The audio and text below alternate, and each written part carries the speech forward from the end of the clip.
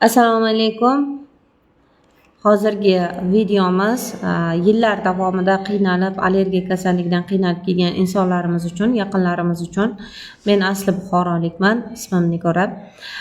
Men kamida 6 yildan beri allergiya kasalligi bilan qiynalganman. Ko'zlarda qichishish, aksirish, tomoq, mana shu holatlarda juda ham ko'p qiynalib kelganman va menga tavsiya qilishgan mana shu Tavita loyihasini mahsulotlarini va ularni mahsulotlaridan detoks mahsulotidan iste'mol qilib ko'rganman, imino mahsulotidan iste'mol qilganman va shu bilan birgalikda fero mahsulotidan va hozirda mana shu protek mahsulotlarini iste'mol qilyapman va mana shunda 3 oyda men mana shu kasallikdan to'liq chiqib ketganman.